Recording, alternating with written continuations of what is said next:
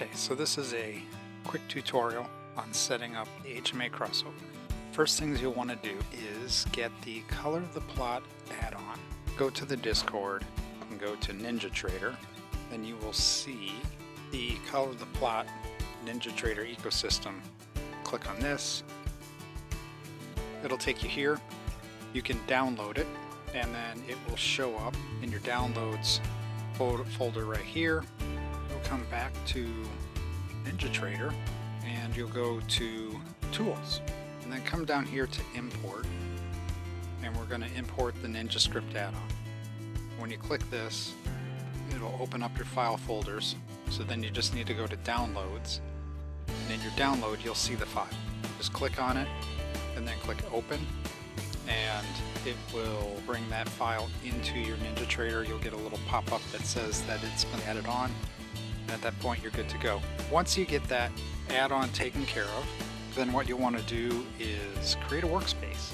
Go to New, give it a name, call this one HMA crossover, and then from there we can start building the chart. We'll go to New and we're going to create a chart. In this case we're going to use ES. We're going to use multiple time frames. So the first thing we need to do is this is going to be a 15-second chart. So we'll change this from 1 minute to seconds. 15. Choose tick replay if you would like, and change this to just 1 day. Under plot executions to just plot markers only. That should do it. That's the first half. The second half is to then add another ES. So it's going to default to the 15-second. We're going to change this one to 30. The big changes are in the color of the candles, body outline, the wick, and the candles themselves for the up-down bars. We're going to change those to transparent. That way they're on the chart, but we can't see them.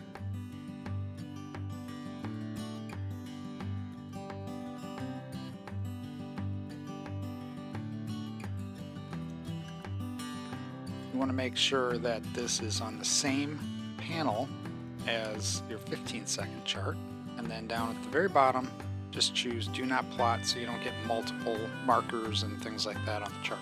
So once you have these two set up, then we're going to click OK and bring up a chart. So we're going to go into our indicators. So Color of the Plot is usually at the top. It has this underscore on it. Double click that. First one is going to be our longer time frame HMA. Plot line 2 is fine. Line with all these things are fine. The color we're going to use for this is pale green. Gold is fine for your flat color.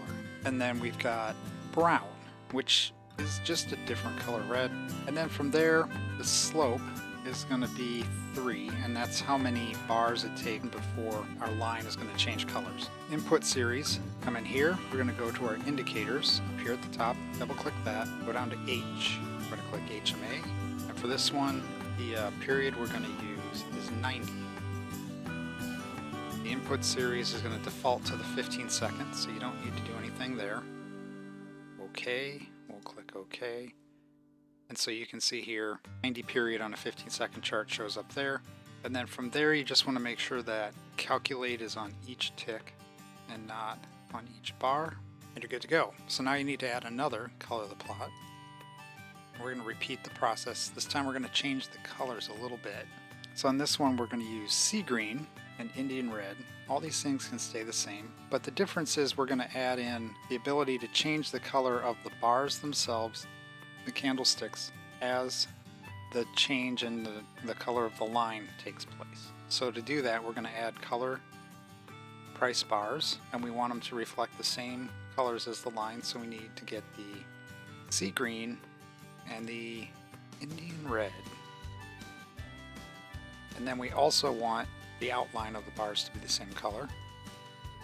So the green, Indian red. Show the name. 3 is fine for the slope. Now we need to change the input series. Alright, so here we go back to our indicators. We'll get our HMA. This one's going to have a shorter period, 75. Again on the 15-second. Click OK. You can see here 15 seconds, 75. So now the third line we need is another color of the plot. We'll add that. And this one's going to be slightly different colors. This is going to be our very fast period, which gives us our crossovers. The other two are giving us direction, short-term trend. This one's going to be the crossover. This one we're going to need to change the colors to blue. This one I'm going to change to a light blue color, and then the falling color is going to be gold. We don't need to change the color of the price bars. The slope is 3, sometimes 5, and that can be adjusted as needed. Here we're going to use a linear regression line. So we're going to go to our input, we're going to go to our indicators, scroll down to LinReg, L-I-N-R-E-G. Double click that, and the period on this is going to be 28. And this will be on the 15-second chart as well. Click OK. This again will be on each tick. The slope is anywhere from 1 to 3. We'll leave it on 3 for now. So let's just add those or apply those. Let's stretch this out a little bit.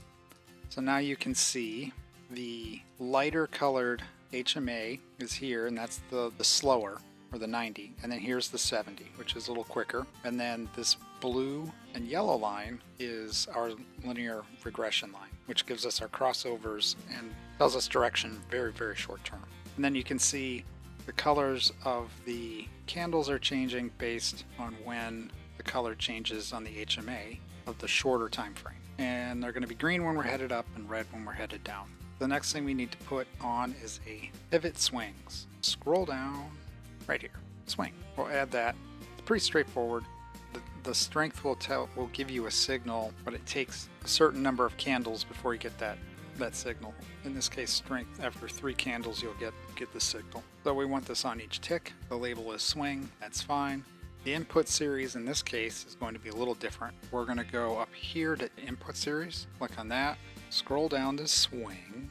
The strength is going to be 3, and then here we need to change the input series to 30 seconds. Click OK, and OK, and then I like to change these colors a little bit because we have a lot of blue and green and gold on the chart. This one I usually put on ivory, and the solid dot's fine, and then this one we put on like a blue color, so royal blue I believe is what we like. Yeah, right, so let's apply that to the chart. The last thing we're going to add is the prior day, open, high, low, and close. So to do those, we'll come down here to prior day, OHLC. 15 seconds is fine. The one we don't want is the open. We're going to use slightly different colors,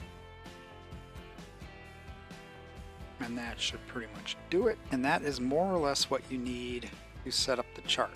All of these settings, if you go to Discord and you go to the same NinjaTrader setup, in here you will see the settings that we used. The colors we're using, the slope, durations, all that are in here. Setup for your data series. There's one for ES and there's also one for NQ. Same process, just different instrument. And that is pretty much the gist of it.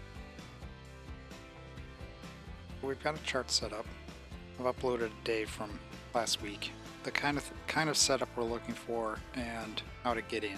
But what you see here is the open. We have an opening range here, and then we slip through it. And these are our pivot levels. Our swing pivot highs are white, swing pivot lows are blue. This is the close of the previous day at roughly 5 o'clock. And we sell off. We bounce, right? And then the next thing we're looking for is a move down into a pivot.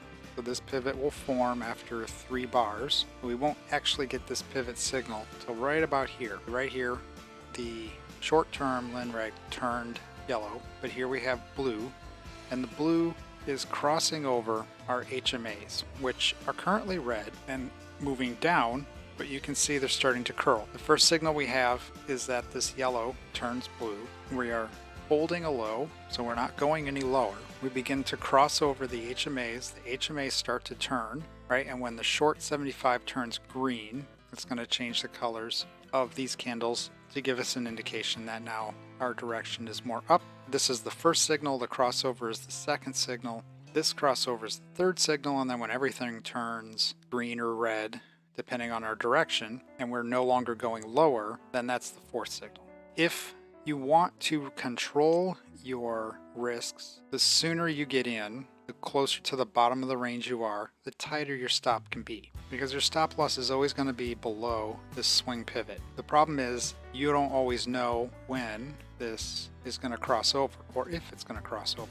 Sometimes it comes into these HMAs and this rolls right over.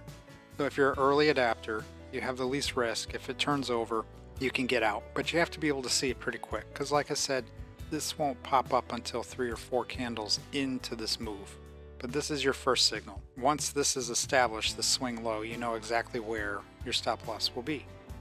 So anywhere in here you can take the position if you want to get in early. Sometimes this price action will fall back and the HMA will hold and it'll follow the HMA, right? So that's another good place to enter. That's another signal that you can take if you want to be a little more patient and make sure that we don't have a fast move that turns into a failed move that just rolls right over. So we're going to put this in motion, and in this case we went into some congestion right around 10 o'clock. But you don't always know if a crossover is actually going to lead to an entry. So if you took this trade right here, right, we pushed up, you saw this turn yellow, they thought, all right, maybe this is going to cross over, and you got in quick. There was a little bit of room here in this case, but really we just came back and your HMA turned red, and then it turned yellow, and then it turned green, and it turned red again, and it's just, there's no consensus on direction, right? So we've got these pivot swing highs and pivot swing lows. The lows are slowly coming up, the highs are a little bit mixed, and then here we have a crossover. In this case we have a little more angle to the slope. Price action is starting to break through these pivots. Now right here is a moment where we have broken through these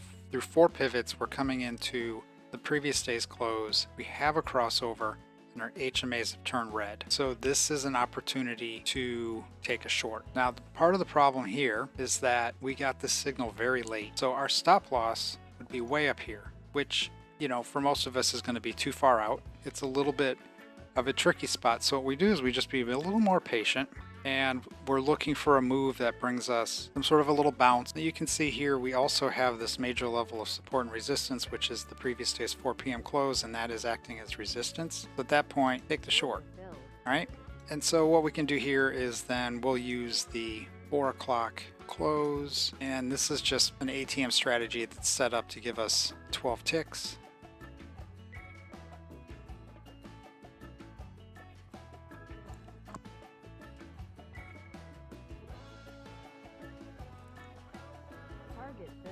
So there it hit our target. Once you see the crossover and HMAs change over and you can recognize a level, then you can take the trade. We're going to pause it right here. Same thing. We are not exactly sure what the market is doing. It's being a little bit wonky, right? But we opened up, we have an opening range, we had some sort of information at 10 o'clock, we had a sideways, and we have our first pullback. But we have a crossover developing. So what we can do is we can enter the trade here, right?